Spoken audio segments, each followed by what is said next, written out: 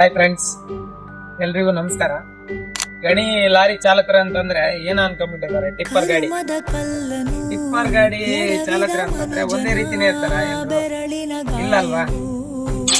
ನಮಗೂ ಕೂಡ ಹಸಿವು ಇರುತ್ತೆ. ನಾವು ಮನುಷ್ಯರೇ, ಅವರು ಮನುಷ್ಯರೇ.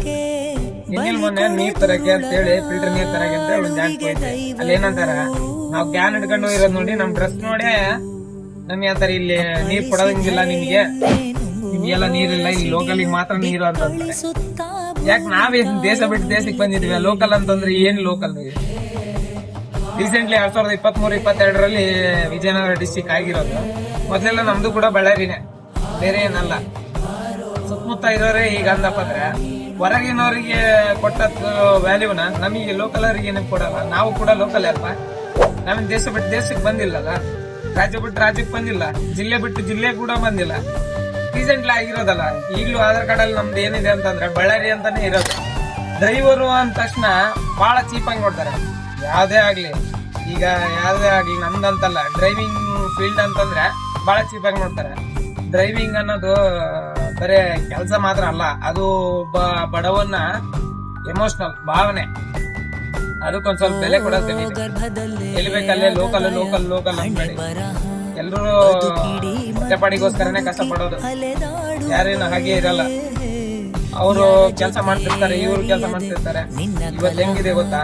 ಒಂದು ಆಂಬುಲೆನ್ಸ್, ಒಂದ್ ಜೀವ ಏನಾದ್ರು ಹೋಯ್ತಂತಂದ್ರೆ ಆ ಜೀವ ಉಳ್ಸಕ್ ಕೂಡ ಚಾಲಕನೇ ಬೇಕು. ಚಾಲಕ ಇಲ್ಲ ಅಂತಂದ್ರೆ ಬಹಳ ಕಷ್ಟ. ಮತ್ತೆ ಅದಾದ್ಮೇಲೆ ಮಕ್ಕಳ ಎಜುಕೇಶನ್ಗೆ, ಕಾಲೇಜಿಗೆ ಕರ್ಕೊಂಡು ಹೋಗಕ್ಕೂ, ಮನೆಗೆ ಬಂದು ಡ್ರಾಪ್ ಮಾಡಕ್ಕೂ ಕೂಡ ಚಾಲಕನೇ ಬೇಕು. ಡ್ರೈವರ್ ಅಂದ್ರೆ ಸುಮ್ನೆ ಅಲ್ಲ.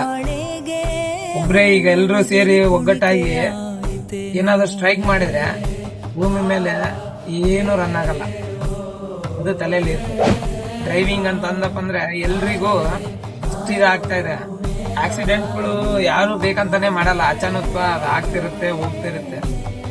ನಾವು ಮಾಡಿರೋಂತ ಕರ್ಮ, ನಾವು ಮಾಡಿರೋಂತ ಪಾಪ ನಮ್ಮನ್ನ ಬಿಡಲ್ಲ. ಹಾಗಾಗಿ ನಾವು ಪ್ರಕೃತಿನ ಹೇಗೆ ಹಾಳು ಮಾಡ್ತಾ ಇದೀವೋ, ನಾನೇ ಆಗ್ಲಿ ಇನ್ನೊಬ್ರೇ ಆಗ್ಲಿ, ನಾವು ಪ್ರಕೃತಿನ ಹೇಗೆ ಹಾಳು ಮಾಡ್ತಾ ಇದೀವೋ, ಪ್ರಕೃತಿ ನಮ್ಮ ಮೇಲೆ ಕೋಪ ತೋರುತ್ತೆ. ಅದು ನೋಡ್ತಾ ಇದ್ರಲ್ಲ, ರೀಸೆಂಟ್ಲಿ ಕೊಚ್ಕೊಂಡು ಹೋಗೋದು, ಎಲ್ಲದು ಪ್ರಳಯ ಆಗ್ತಾ ಇರೋದು. ಪ್ರಳಯ ಏನಾಗಿಲ್ಲ, ಭೂಕಂಪನ ಮತ್ತೆ ಗಾಳಿ, ವಾಯು ಮಾಲಿನ್ಯ ಅವೆಲ್ಲ ಆಗ್ತಾ ಇರೋದು ನೋಡ್ತಾ ಇದೀರಲ್ಲ, ಗೊತ್ತಿದೆಯಲ್ಲ. ಸ್ವಲ್ಪ ಮನುಷ್ಯತ್ವದಿಂದ ಬದುಕೋದ್ ಕಲೀರಿ. ಕೋಪಕ್ಕೆ ಬುದ್ಧಿ ಕೊಡಬೇಡಿ, ಸ್ವಲ್ಪ ಆಲೋಚನೆ ಮಾಡಿ. ಡ್ರೈವರ್ ಅಂತಂದ್ರೆ ಏನಂತ ನಿಮಗೆ ಗೊತ್ತಿದೆ. ಹಾಗಾಗಿ ಇದ್ರ ಬಗ್ಗೆ ನಾನೇನು ಹೇಳಲ್ಲ. ಇಲ್ಲಿ ಏನಕ್ಕೆ ವಿಡಿಯೋ ಮಾಡ್ತಾ ಇದ್ದೀನಿ ಅಂತಂದ್ರೆ, ಕುಡಿಯೋ ನೀರಿಗೋಸ್ಕರ ಫಿಲ್ಟರ್ ನೀರು ತರಕ್ ಹೋದಾಗ ರೀಸೆಂಟ್ಲಿ ಮೊನ್ನೆ ಅವನೇನಂತಾರೆ, ಲೋಕಲ್ ಅವ್ರಿಗೆ ಮಾತ್ರ ನೀರ್ ಕೊಡೋದು ಅಂತಂತಾರೆ. ಯಾಕೆ ನಾವು ದುಡ್ಡು ಕೊಡಲ್ವಾ? ಅಥವಾ ನಾವೇನು ನೆಲ್ಲಿಗೆ ಬಾಯಿ ಹಚ್ಚಿ ಕುಡಿತೀವ? ಇಲ್ಲ ಅಲ್ವಾ? ಅದನ್ನ ಮೈಂಡ್ ಸೆಟ್ ಅಲ್ಲಿ ಇಟ್ಕೊಳ್ಳಿ.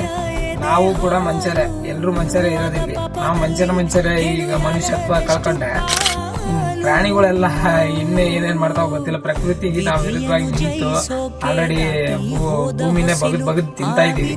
ಭೂಮಿನ ಬಗ್ಗೆ ಕಾರಣ ಏನಂತಂದ್ರೆ ಇಲ್ಲಿ ಇರೋದೇ ಅದೇ. ಇಲ್ಲೇ ಅಂತಲ್ಲ, ಕೊಪ್ಪಳದಿಂದ ಹಿಡಿದು ಚಿತ್ರದುರ್ಗದವರೆಗೂ, ಬಳ್ಳಾರಿ, ಚಿತ್ರದುರ್ಗ, ಕೊಪ್ಪಳ, ಅಲ್ಲಿ ಕೂಡ ಇದೇ ಇರೋದು. ಡ್ರೈವಿಂಗ್ ಫೀಲ್ಡೇ ಇರೋದು ಎಲ್ಲ ಕಡೆಗೆ.